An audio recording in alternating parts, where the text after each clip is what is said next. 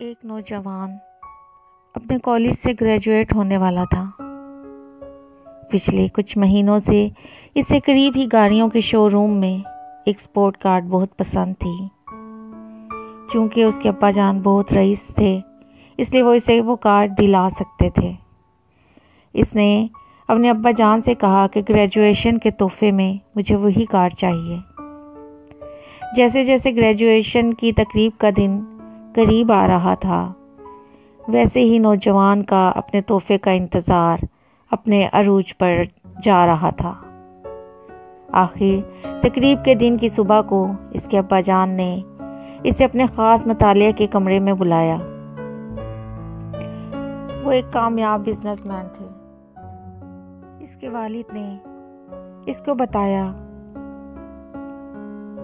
کہ ایسے ذہین اور محنتی بیٹے کے باپ ہونے پر اس کو کتنا فخر ہے، اور یہ بھی کہ وہ اس سے کتنا پیار کرتے ہیں۔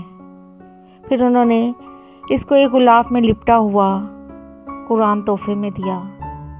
کچھ مایوسی اور کچھ تجسس کے ساتھ اس نے وہ تحفہ کھولا تو اس میں ایک نہایت خوبصورت چمڑے کے دستے والا قرآن شریف موجود تھا۔ یہ دیکھنا تھا کہ غصے کے مارے اس کی رنگت سرخ پڑ گئی اور وہ اپنے ابا پر چلا اٹھا۔ اپنی اتنی ساری دولت ہونے کے باوجود آپ نے مجھے یہ صرف قرآن مجید تحفے میں دیا ہے۔ اور پھر وہ اس انمول تحفے کو وہیں رکھ کر نکلا اور گھر چھوڑ کر چلا گیا۔ بہت سارے سال گزر گئے، وہ پلٹ کر اپنے باپ کے گھر نہیں گیا۔ اب وہ ایک کامیاب بزنس مین تھا اور اس کے پاس نہایت خوبصورت بنگلہ تھا اور ایک بہت اچھی بیوی تھی۔ اب اسے کبھی کبھی اپنے ابا کی یاد ستاتی کہ وہ بہت بوڑھے ہو چکے ہوں گے اور شاید انہیں اس کی بھی ضرورت ہوگی۔ وہ سوچتا کہ کبھی کبھی اسے اپنے باپ کو ملنے جانا چاہیے۔ اس سے پہلے کہ وہ اپنے باپ کو ملنے جاتا، ایک دن اسے اطلاع ملی کہ اس کے باپ کا انتقال ہو گیا ہے اور وصیت میں اپنا سب کچھ اس کے نام کر گئے ہیں۔ اسے افراتفری اور غم کے عالم میں باپ کے گھر جانا پڑ گیا۔ جب وہ باپ کے گھر پہنچا تو اس کا دل غم کی شدت سے بھر گیا اور ایک پچھتاوے کا احساس اس کے سینے میں جاگ اٹھا۔ تدفین سے فراغت کے بعد وہ اپنے باپ کے ضروری سامان کا جائزہ لے رہا تھا تو تبھی اسے وہ تحفے والا قرآن ویسے ہی بالکل نئی حالت میں پڑا ہوا ملا جیسا وہ سالوں پہلے اسے چھوڑ کر گیا تھا۔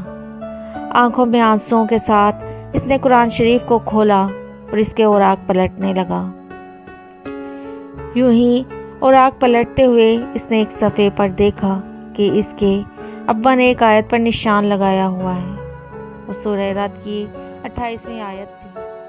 بے شک اللہ کی یاد دلوں کو سکون بخشتی ہے۔ اس نے یہ آیت پڑھی، تبھی قرآن کی پچھلی جانب سے کوئی چیز نیچے گری۔ وہ ایک کار کی چابی تھی۔ اسی کی پسند کردہ شو روم میں موجود کار کی چابی رسید کے ساتھ چابی کے ساتھ موجود تھی۔ رسید میں اس کی گریجویشن والی تاریخ لکھی تھی اور ساتھ ہی یہ بھی لکھا تھا کہ مکمل قیمت ادا کر دی گئی ہے۔ زندگی میں کتنی ہی دفعہ ایسا ہوتا ہے کہ ہم اللہ پاک کی عطا کردہ ان گنت نعمتوں کو صرف اس وجہ سے ٹھکرا دیتے ہیں کیونکہ وہ ہماری توقعات کے مطابق نہیں ہوتی، اور بعض دفعہ جلد بازی میں غلط فیصلہ کر دیتے ہیں جس کا دکھ اور نقصان پوری زندگی ہمیں اٹھانا پڑتا ہے۔